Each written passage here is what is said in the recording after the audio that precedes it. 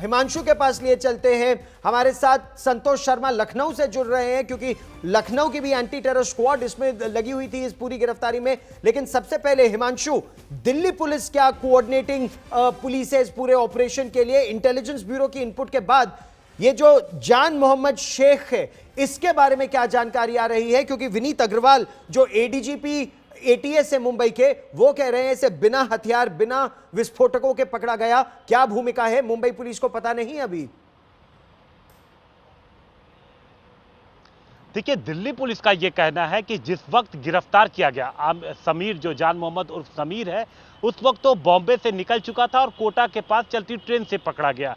और पुलिस का यह कहना है कि ये जो पूरा मॉड्यूल था, ये दो कंपोनेंट में काम कर रहा था। एक जो थी वो जो डी कंपनी के लिए जो अनीस जिसको निर्देशित दे रहा था, जिसको अनीस की तरफ से डायरेक्शंस मिल रहे थे, उसमें ये पार्ट था। इनका ये काम था कि जो विस्फोटक पहुंच चुके थे उन्हें दिल्ली लाना था, और दिल्ली लाने के बाद जहां जहां जो आईएसआई के जो बैठे हुए थे अलग अलग आतंकी, उन तक पहुंचाने का इसका काम था। और इसके अलावा जो बाकी पकड़े गए हैं, जो आईएसआई के सस्पेक्ट बताए जा रहे हैं, पुलिस का कहना है कि वो टारगेट सेलेक्ट करते और वहां पर जाकर के फिर वो विस्फोटक प्लांट करते। तो यहां पर पुलिस का कहना है कि जब दिल्ली आता समीर, उसके बाद फिर वो यूपी जाता, इलाहाबाद जा सकता था, और वहां से फिर वो विस्फोटकों को लेकर के दिल्ली लाया जाता। ये ट्रांसपोर्टेशन का जो पूरा काम था, यानी दाऊद इब्राहिम से संपर्क, उसके भाई अनीस इब्राहिम से संपर्क, दिव्येश, ये जो जान मोहम्मद शेख, इसका नाम बार बार आ रहा है, 47 वर्ष का, धारावी का निवासी, इसके डी कंपनी से किस तरह के संबंध थे? क्या जानकारी निकल कर आ रही है? गौरव, आपको बताएं कि पिछले साल नवंबर में मुंबई क्राइम ब्रांच की जो एंटी एक्सटॉर्शन सेल है, उन्होंने फजलुर रहमान अलियास मुज्जू नामक एक दाऊद इब्राहिम गैंग के गुर्गे को पकड़ा था। उसके साथ अन्य 2 लोग भी पकड़े गए थे। ये 3 लोग व्यापारी को धमकाकर उससे फिरौती वसूलने का यह पूरा मामला था। उस मामले में इन तीनों को अरेस्ट किया गया था।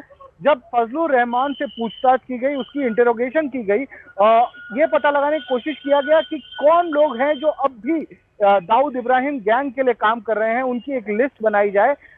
तब एक नाम सामने आया, फजलुर रहमान द्वारा ये नाम बताया गया था, वो था जान मोहम्मद शेख का, जिसे समीर कालिया के नाम से भी जाना जाता है। और तब से ही वो मुंबई क्राइम ब्रांच और एंटी टेररिज्म स्क्वाड जो है महाराष्ट्र पुलिस का, उसके रडार पर था, उनके स्कैनर पर था।